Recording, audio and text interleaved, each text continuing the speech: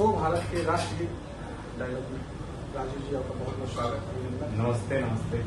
हम लोग आज यहाँ बैठे हुए हैं, चर्चा कर रहे थे आपस में देश के विभिन्न विषयों में जो तत्कालीन स्थितियाँ हम लोग के देश में भी बनी हैं, उसके अलावा भी कुछ पहले से जो स्थितियाँ देश में हैं और जो भविष्य में आने वाली है, उन सभी विषयों पर आज हम सभी चर्चा करेंगे। तो हम आज आपस में हम लोग चर्चा करें। पहला हमारा प्रश्न आपके लिए है कि अभी जो सीजेपी के मीडिया प्रभारी ने सुप्रीम कोर्ट के एक निर्देश को लेकर जो अपनी एक वक्तव्य दिया है, तो आपके क्या विचार है? हाँ, अभी हाल ही में देखने को मिल रहा है, बहुत सारे न्यूज चैनल पे ये चल रहा है कि जो सौरभ दास है, वो एक लड़का जो सीजेपी का प्रवक्ता, जिसको वो तथाकथित अपने बनाया है सब, तो उन लोगों ने जो कि अभी नड्डा जी से मीटिंग करने गए थे, तो वो ये कह रहे हैं कि सुप्रीम कोर्ट ने चूंकि जो पुलिस एक्शन ले रही है, जो तोड़ फोड़ 20 जुलाई को इन लोगों ने मचाया है, एक तो आपको जिम्मेवारी, वो आपको अनुमति नहीं मिली है तो भी आप संसद मार्च कर रहे हैं, तब जब सेशन चल रहा है, वैसे में आपको एक संविधान के तरीके से, संविधान के द्वारा निर्देशित उपलब्ध जो प्रावधान है, उसमें आपको शांतिपूर्ण प्रोटेस्ट, शांतिपूर्ण आंदोलन करने का प्रॉपर स्थान दिया गया है। उसके लिए जंतर मंतर को सरकार ने व्यवस्थित रूप से दिया है, लेकिन उसमें जब आप कानून तोड़ेंगे, इससे देश की छवि खराब होनी है। कोई भी नहीं चाहेगा, मुझे नहीं लगता कोई भी एक सभ्य नागरिक और जिम्मेवार नागरिक या जिम्मेवार युवा अपने देश के संसद को, संसद की गरिमा को या संविधान की गरिमा को तोड़ना चाहेगा और उसको नुकसान पहुंचाना चाहेगा। और जब जो नुकसान पहुंचाया वो एक सामान्य विद्यार्थी को नहीं हो सकता।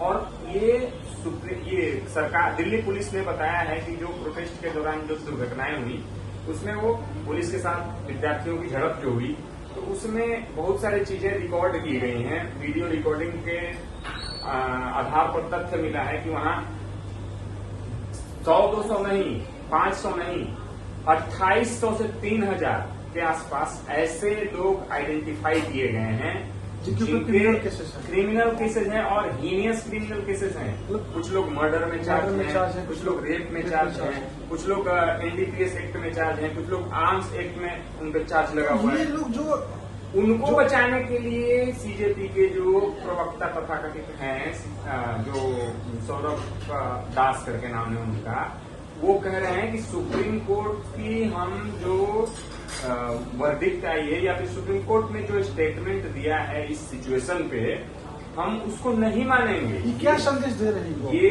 एक बहुत ही वाहियात और मूर्ख जैसा इनका बयान है, क्योंकि हमारा देश किसी, मैं कह रहा हूं कि मेरी भी इच्छा के अनुरूप नहीं चलेगा। हमारा देश संविधान के अनुरूप ही चलेगा, जो कि हमारे पूर्वजों ने 3 साल का मेहनत करके पूरे देश को समेट करके एक अखंडित भारत को अखंडित रखने के लिए इस विचार से एक संविधान दिया है।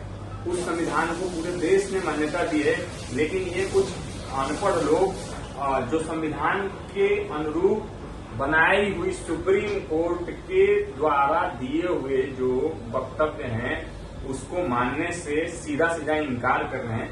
आपको आपत्ति हो सकती है किसी से, हो सकता है संसद के द्वारा पास किया हुआ कानून कई बार किसी को पसंद ना आए। अभी तो माननीय प्रधानमंत्री जी ने हो सकता है कोई नया बिल ले आया, वही बोलो, बिल पास भी हो गया, लेकिन विरोध करने का तरीका है। और आप कोर्ट का, माननीय न्यायालय का अवमानना नहीं कर सकते हमारे देश में। आप री अपील के लिए आप आग्रह कर सकते हैं, अगर आपको उनका बयान अच्छा न लगा हो या आपको पच न रहा हो, तो उसको हम पूछें कि क्यों आपने ऐसा बयान दिया, तो वो तर्क मिलेगा। लेकिन हम ये कहने लगे नहीं, हम तो एकदम सुप्रीम कोर्ट के बयान को खारिज कर रहे हैं, ये तो बिल्कुल ही एक वाहियात और बेबुनियाद बात है, जिसका भारत में तो कतई स्वागत नहीं हो सकता है। हमको यही ये बात समझ में आनी चाहिए कि जैसे कि जो बात मीडिया प्रभारी, सीजेपी के मीडिया प्रभारी ने कही है, वो मीडिया प्रभारी की वो बात उस लड़की से, उस व्यक्ति से, उस लड़की से मैच खाती है जो आप इंडियन आर्मी के जवानों की बेइज्जती कर रहे थे कैमरे पर आकर। ये उन्हीं के द्वारा जन्म, वो लोग ही नए नए आइडियाज युवाओं के बीच में लेके जा रहे थे कि आप ऐसा वीडियो बनाओ, आप ऐसा वीडियो बनाओ। क्या ये बात ऐसा हो सकता है? ये क्या संभव है? देखिए, इसके लिए ही मैं बोल रहा हूँ कि कोर्ट ने भी बाकायदे स्पष्ट रूप से निर्देश दिया है कि जो वाकई में विद्यार्थी है, जो जेन्युइन स्टूडेंट्स हैं, उनके केसेज वापस ले लिए जाएंगे। उनके खिलाफ जो केस अगर रिपोर्ट हुए हैं तो वो वापस लिए जाएंगे। एडमिट कार्ड दिखाएंगे और केस वापस हो जाएगा।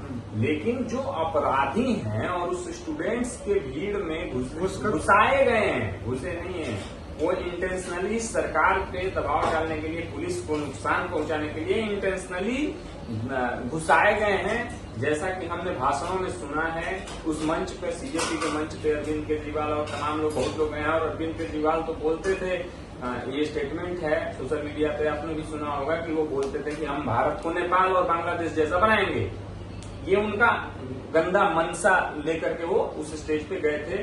उसी के नतीजा है कि पुलिस और स्टूडेंट्स के बीच थोड़ा वो हुआ और उसी का फायदा उन लोगों ने अपने गुंडे तत्वों को उसी में डाल दिया, भीड़ में, स्टूडेंट्स के बीच में, और स्टूडेंट्स का पूरा क्रेडिबिलिटी खत्म हो गई और वो अपराधी नहीं तो 2800 से 3000 के आसपास क्रिमिनल्स वहां से कहां से वहां पहुंच गए।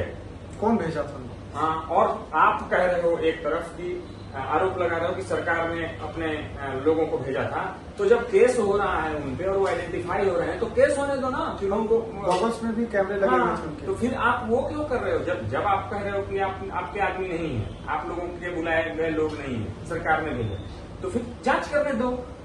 बहुत सही बात। जांच भी नहीं करने दे रहे हो तो हर चीज तुम्हारी मर्जी से थोड़ी चलेगा। देश सुन रहे हो? देश तो संविधान